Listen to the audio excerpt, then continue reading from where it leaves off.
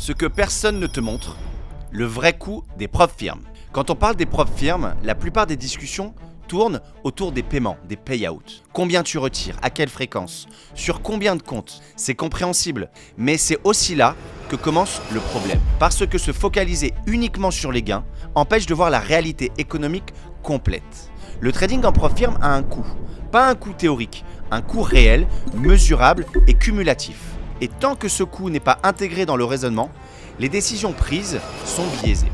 Je vais donc expliquer les choses simplement. Quand tu trades en prop firme, tu as plusieurs types de dépenses. Les frais de challenge, les resets, les comptes qui sautent, les cycles ratés, les périodes où tu trades moins bien. Ces éléments ne sont pas exceptionnels. Ils font partie du fonctionnement normal. Le problème, c'est que beaucoup de traders ne les intègrent jamais dans leur calcul de rentabilité. Ils raisonnent en payout isolé. J'ai retiré 2000 $ ce mois-ci, mais ils ne raisonnent pas en bilan global. Combien j'ai investi sur la période? Combien j'ai réellement récupéré? Et surtout, dans quelles conditions? Moi, aujourd'hui, je ne regarde jamais un paiement ou un payout seul. Je regarde toujours un ensemble, un cycle complet. Un mois, plusieurs mois. Parce qu'un trader peut très bien faire un payout et être quand même négatif sur l'année. C'est une réalité que peu de gens montrent. Autre point important, l'illusion du volume.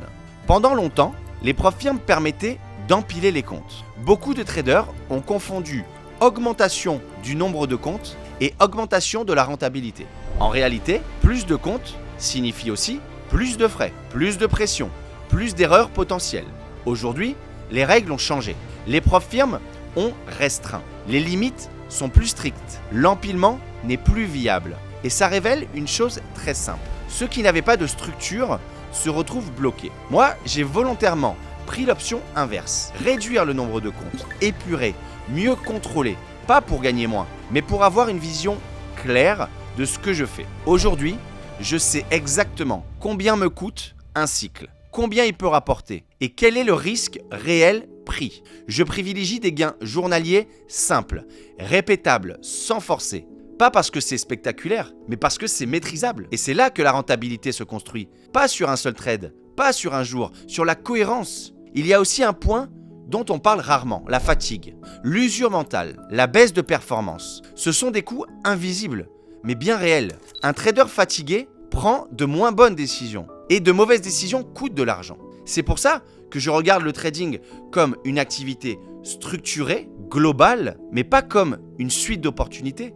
Je raisonne comme une entreprise. Il y a des investissements, il y a des pertes, il y a des charges, il y a des mois très bons et des mois plus moyens. Ce qui compte, ce n'est pas d'éviter toute perte, c'est de rester cohérent sur la durée. Quand je regarde les élèves chez Xelos Trading, ceux qui progressent vraiment ne sont pas ceux qui cherchent le payout le plus rapide. Ce sont ceux qui comprennent cette logique globale. Ils savent ce que leur trading leur coûte. Ils savent ce qu'ils peuvent risquer. Ils savent quand s'arrêter. Et ça, on leur apprend. Mais surtout, ils ne confondent pas activité et rentabilité. Si je devais résumer cette vidéo en une idée simple, ce serait celle-ci. Le danger en prop firme n'est pas de perdre un compte. Le vrai danger, c'est de ne jamais savoir combien ça te coûte réellement d'essayer de gagner. Et tant que cette question n'est pas claire, aucun résultat n'est durable. Et nous, on veut bosser sur la durée. Si cette manière de raisonner te parle, prends le temps de revoir ton trading avec ce prisme. Pas trade par trade,